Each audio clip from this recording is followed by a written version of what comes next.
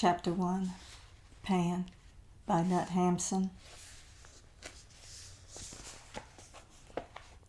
These last few days I've been thinking and thinking of the Nordland summer with its endless day, sitting here thinking of that, and of a hut I lived in, and of the woods behind the hut, and the writing things down, by way of passing the time, to amuse myself, no more. The time goes very slowly. I cannot get it to pass as quickly as I would, though have nothing to sorrow for, and live as pleasantly as could be. I am well content withal, and my 30 years are no age to speak of. A few days back, someone sent me 2 feathers, 2 birds' feathers in a sheet of notepaper, with a coronet, and fastened with a seal, sent from a place a long way off, from one who need not have sent them back at all. That amused me too, those devilish green feathers. And for the rest I have no troubles, unless for a touch of gout now and again in my left foot, from an old bullet wound, healing long since. 2 years ago, I remember, the time passed quickly, beyond all comparison, more quickly than time now. A summer was gone before I knew. 2 years ago it was, in 1855. I'll write it off just to amuse myself, of something that happened to me, or something I dreamed. Now I've forgotten many things belonging to that time, by having scarcely thought of them since.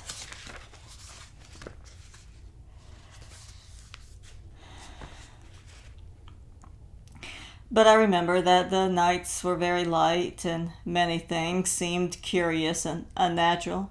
12 months to the year, but night was like day, and never a star to be seen in the sky, and the people I met were strange, and of a different nature from those I had known before. Sometimes a single night was enough to make them blossom out of childhood into the full of their glory, ripe and fully grown. No witchery in this, only I'd never seen the like before.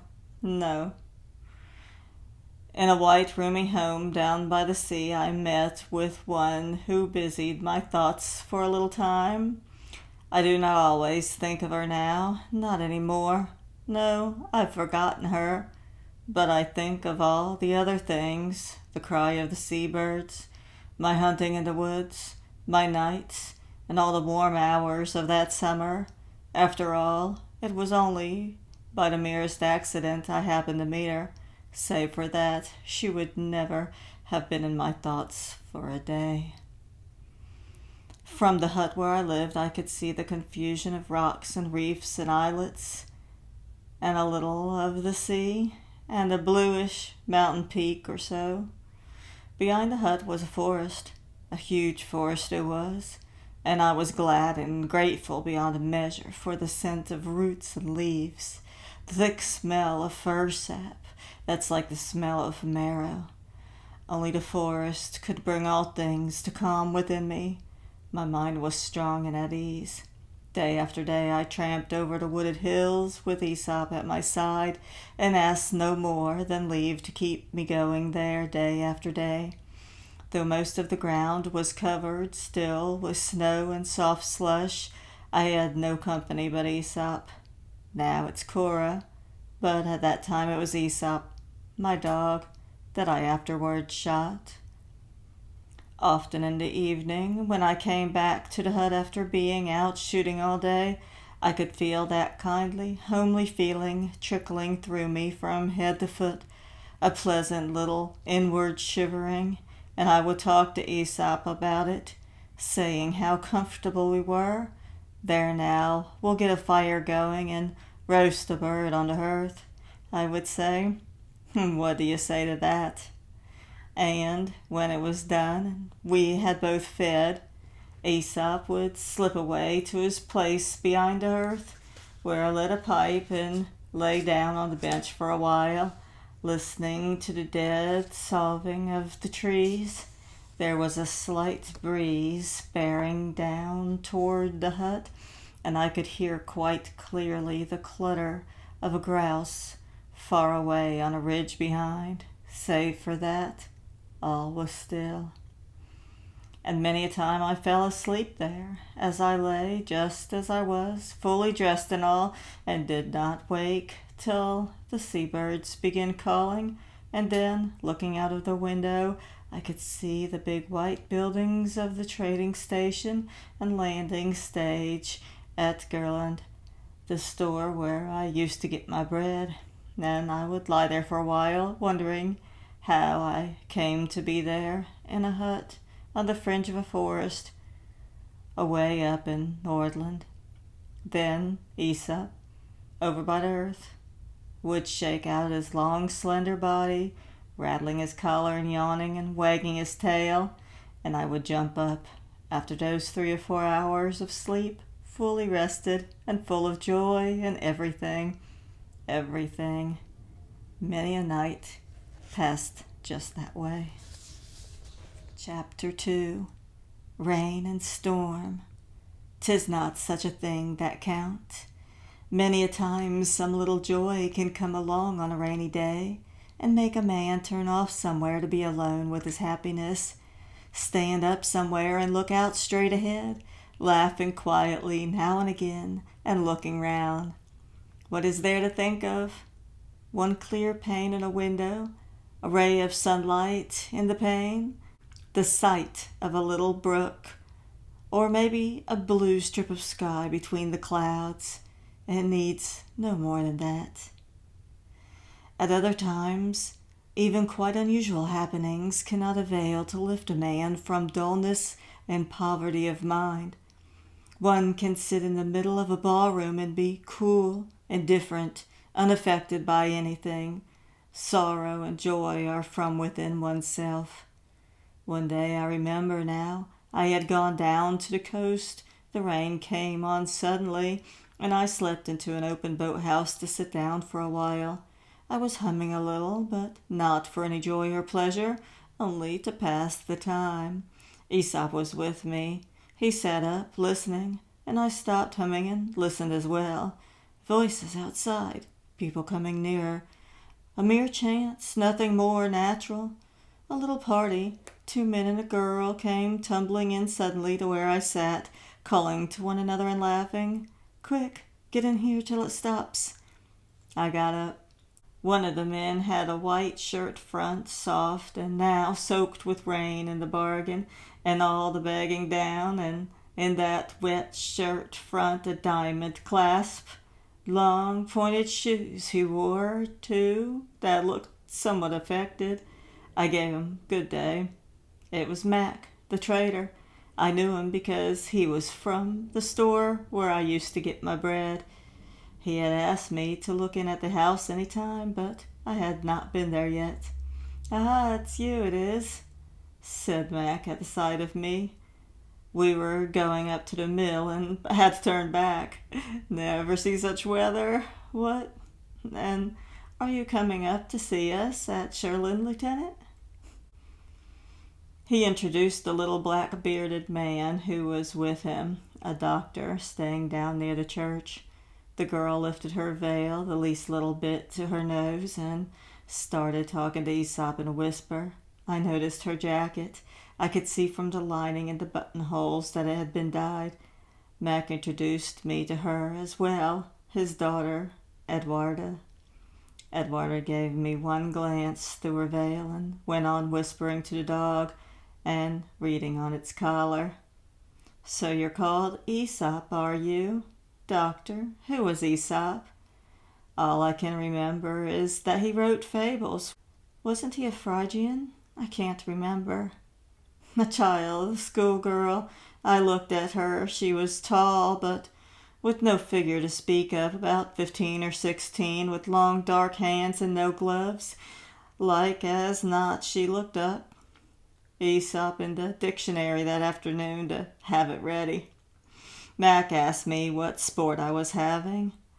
What did I shoot mostly? I could have one of the bouts at any time, but If I wanted only let him know. The doctor said nothing at all. When they went off again, I noticed that the doctor limped a little and walked with a stick. I walked home as empty in mind as before, humming all indifferently.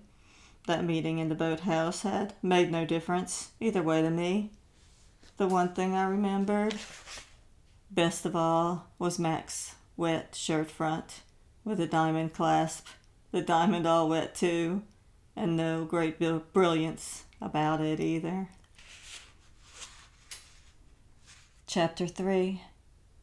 There was a stone outside my hut, a tall gray stone. It looked as if I had a sort of friendly feeling toward me, and if it noticed me when I came by and knew me again.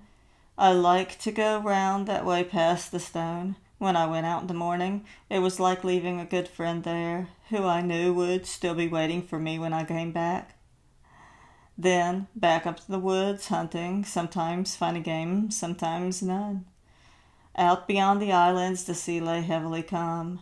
Many a time I have stood and looked at it from the hills. Far up above on a calm day, the ship seemed hardly to move at all. I could see the same sail for 3 days, small and white, like a gull on the water. Then perhaps, if the wind veered round, the peaks in the distance would almost disappear. And there came a storm, a southwesterly gale, a play for me to stand and watch. All things in seething mist. Earth and sky mingled together. The sea flung up into fantastic dancing figures of men and horses and fluttering banners on the air. I stood in the shelter of overhanging rock, thinking many things. My soul was tense. Heaven knows, I thought to myself, what it is I am watching here, and why the sea should open before my eyes. Maybe I am seeing now the inner brain of the earth, how things are at work there, boiling and foaming. Aesop was restless. Now and again he would thrust up his muzzle and sniff in a troubled way, with legs quivering uneasily. When I took no notice, he lay down between my feet and stared out to sea as I was doing. And never a cry, never a word of human voice to be heard anywhere, nothing, only the heavy rush of the wind about my head. There was a reef of rocks far out, lying all apart, when the sea raged up over the water, towered like a crazy screw, nay, like a sea god, rising wet in the air and snorting, till hair and beard stood out like a wheel about his head. Then he plunged down into the breakers once more. And in the midst of the storm, a little coal-black steamer fighting its way in. When I went down to the quay in the afternoon, the little coal-black steamer had come in. It was the mail packet. Many people had gathered on the quay side to see the rare visitor. I noticed that all, without exception, had blue eyes. However different they might be in other ways, a young girl with a white woolen kerchief on her head stood a little apart. She had very dark hair, and the white kerchief showed up strangely against it. She looked at me curiously, at my leather suit, my gun. When I spoke to her, she was embarrassed and turned her head away. I said, "You should always wear a white kerchief like that. It suits you well." Just then a burly man in Iceland jersey came up and joined her. He called her Ava. Evidently she was his daughter. I knew the burly man. He was the local smith, the blacksmith. Only a few days back he had mended the nipple of one of my guns. And rain and wind did their work and thawed away the snow. For some days a cheerless cold hovered over the earth. Rotten branches snapped, and the crows gathered in flocks, complaining. But it was not for long. The sun was near, and one day it rose up behind the forest. It sends a strip of sweetness through me from head to foot when the sun comes up. I shoulder my gun with quiet delight. Chapter 4.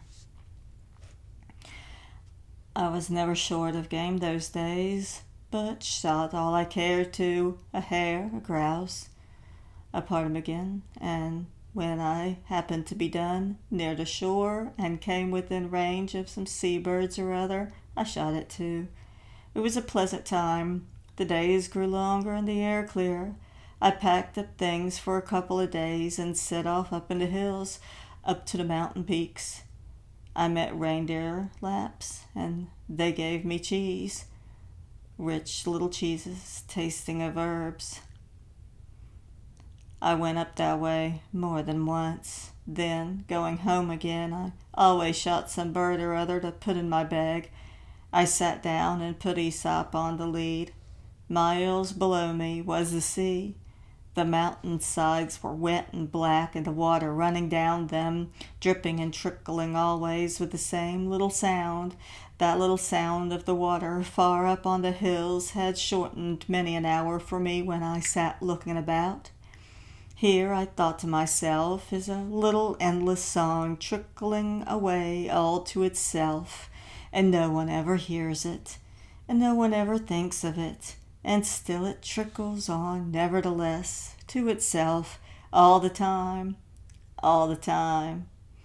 And I felt that the mountains were no longer quite deserted. As long as I could hear that little trickling song, now and again something would happen. A clap of thunder shaking the earth, a mass of rock slipping loose and rushing down toward the sea, leaving a trail of smoking dust behind. Aesop turned his nose to the wind at once, sniffing in surprise at the smell of burning that he could not understand. When the melting of the snow had made rifts in the hillside, a shot or even a sharp cry was enough to loosen a great block and send it tumbling down. An hour might pass, or perhaps more. The time went so quickly. I let Aesop loose, slung my bag over the other shoulder, and set off toward home. It was getting late. Lower down in the forest, I came unfailingly upon my old, well-known path, a narrow ribbon of a path, with the strangest bends and turns. I followed each of them, taking my time. There was no hurry, no one waiting for me at home. Free as a lord, a ruler, I could ramble about there in the peaceful woods, just as idly as I pleased. All the birds were silent, only the grouse was calling far away. It was always calling. I came out of the wood and saw 2 figures ahead, 2 persons moving. I came up with them. One was Edwarda, and I recognized her and gave her a greeting. The doctor was with her. I had to show them my gun. They looked at my compass, my bag. I invited them to my hut, and they promised to come some day. But it was evening now. I went home and lit a fire, roasted a bird, and had a meal. Tomorrow there would be another day. All things quiet and still. I lay that evening looking out the window. There was a fairy glimmer at that hour over wood and field. The sun had gone down and dyed the horizon with a rich red light that stood there as still as oil, the sky all open and clean. I stared into that clear sea, and it seemed as if I were lying face to face with the uttermost depth of the world, my heart beating tensely against it, and a home there. God knows, I thought to myself, God knows why the sky is dressed in gold and mauve tonight. If there is not some festival going on up there in the world, some great feast with music from the stars and boats gliding along riverways, it looked so. And I closed my eyes and followed the boats, and thoughts floated through my mind. Then more than one day passed. I wandered about, noting how the snow turned to water, how the ice loosed its hold. Many a day I did not even fire a shot, when I had food enough in the hut, but only wandered about in my freedom and let the time pass.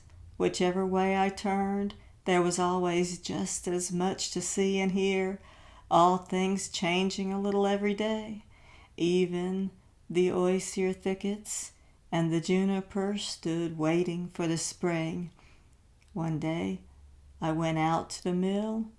It was still ice-bound, but the earth around it had been trampled through many and many a year, showing how men and more men had come that way with sacks of corn on their shoulders to be ground.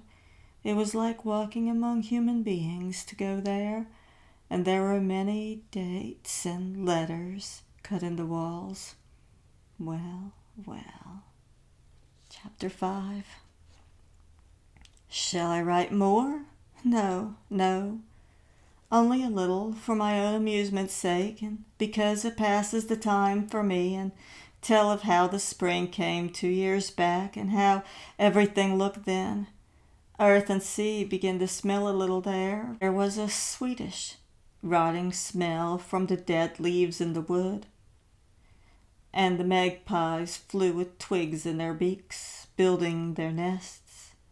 A couple of days more, the brooks began to swell and foam. Here and there a butterfly was to be seen, and the fishermen came home from their stations. The traders, 2 boats came in, laden deep with fish, and anchored off the drying grounds. There was life and commotion all of a sudden out on the biggest of the islands, where the fish were to be spread on the rocks to dry. I could see it all from my window. But no noise reached the hut. I was alone, and remained so. Now and again someone would pass. I saw Ava, the blacksmith's girl. She had a couple of freckles on her nose.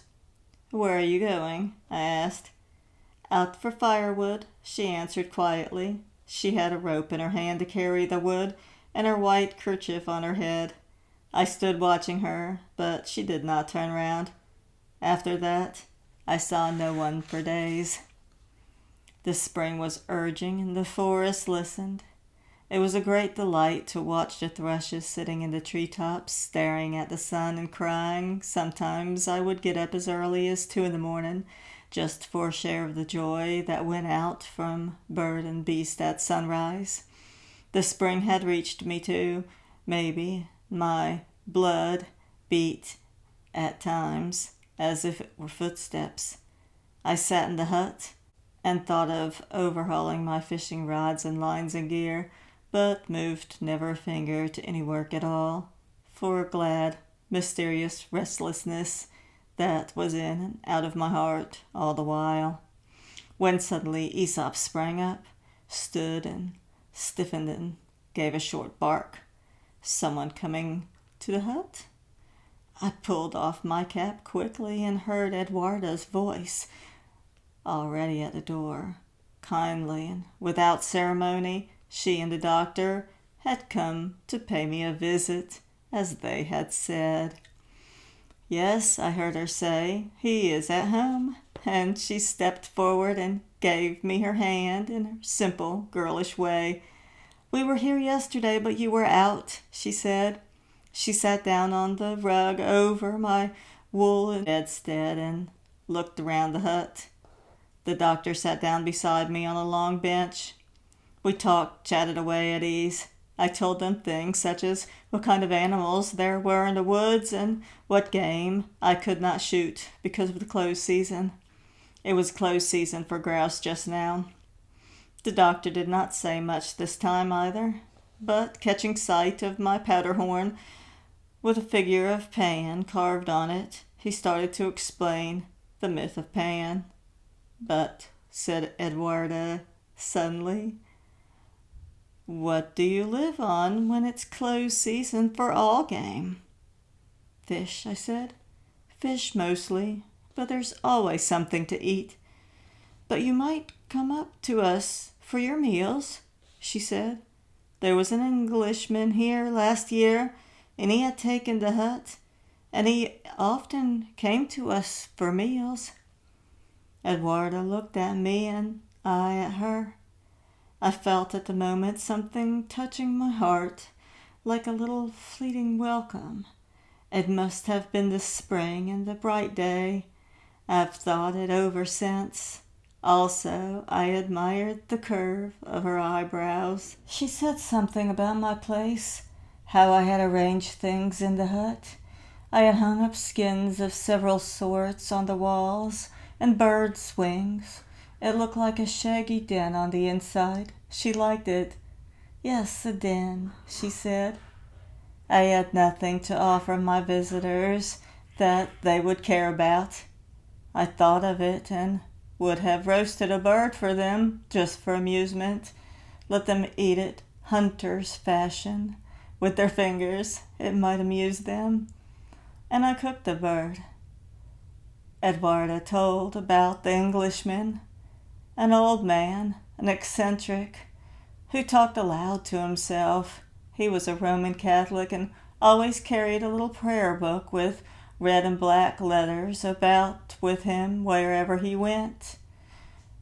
He was an Irishman then, said the doctor. An Irishman? Yes, since he was Roman Catholic. Edwarda blushed and stammered and looked away. Well, yes, perhaps he was an Irishman. After that she lost her liveliness. I felt sorry for her and tried to put matters straight again. I said, no, of course you are right. He was an Englishman. Irishmen don't go traveling about in Norway. We agreed to row over one day and see the fish drying grounds. When I had seen my visitors a few steps on their way, I walked home again and sat down to work at my fishing gear. My hand net had been hung from a nail by the door, and several of the meshes were damaged by rust. I sharpened up some hooks, knotted them to lengths of line, and looked for the other nets. How hard it seemed to do any work at all today. Thoughts had nothing to do with the business in hand, kept coming and going. It occurred to me that I had done wrong in letting Edwarda sit on the bed all the time instead of offering her a seat on the bench. I saw before me suddenly her brown face and neck.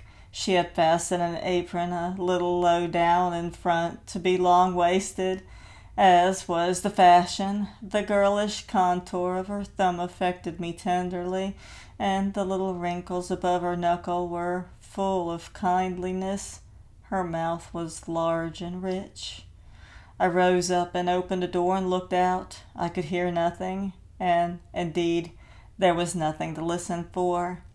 I closed the door again. Aesop came up from his resting place and noticed that I was restless about something.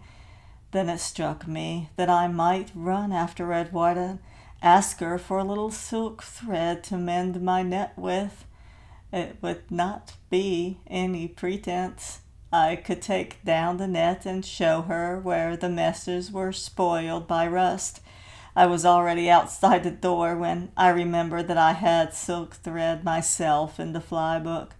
More, indeed, than I wanted, and I went back slowly, discouraged, to think that I had silk thread myself. A breath of something strange met me as I entered the hut again. It seemed as if I were no longer alone there.